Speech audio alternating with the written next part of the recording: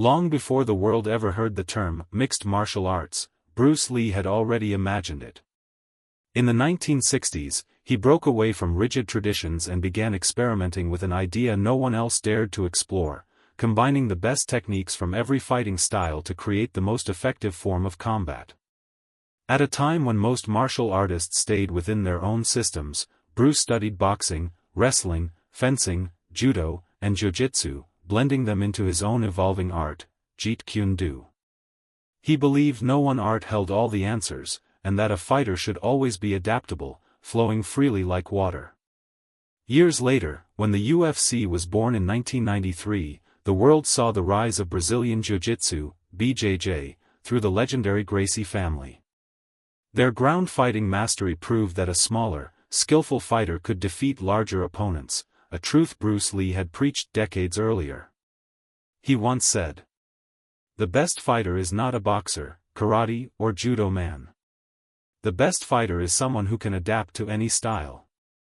Modern MMA fighters now train across multiple disciplines, striking, wrestling, and grappling, exactly as Bruce envisioned. His concepts of efficiency, directness, and realism became the backbone of modern combat. Bruce Lee also studied grappling techniques long before they became popular.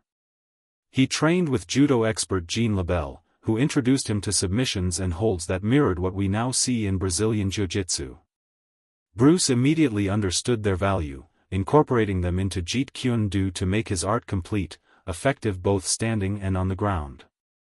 Today, BJJ and MMA athletes still quote Bruce Lee, follow his training principles, and live by his philosophy of constant evolution. Fighters like Anderson Silva, BJ Penn, and Georges St-Pierre proudly acknowledge Bruce Lee as the father of mixed martial arts. Bruce Lee didn't just influence martial arts, he transformed it. His vision tore down the walls between styles and created a path where freedom, creativity, and truth ruled the fight.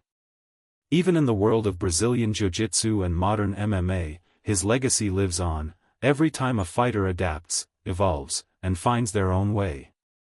Dragon Fire Bruce Lee's art, Jeet Kune Do, wasn't a style, it was a mindset. He trained in boxing, fencing, wrestling, and judo, and even studied early jiu-jitsu concepts. His sessions with Gene LeBell, the legendary grappler and stuntman, opened his eyes to ground fighting. Gene once shared that Bruce was fascinated by submissions, chokes, and escapes. He wanted to understand how a fight continued when both men hit the ground. Bruce Lee realized something that many martial artists ignored back then: a real fight doesn't always stay standing. That's where grappling arts like judo and jiu-jitsu became vital. This insight connected perfectly to what the Gracie family would later prove in the 1990s, that ground control could overcome size and strength. When Royce Gracie shocked the W.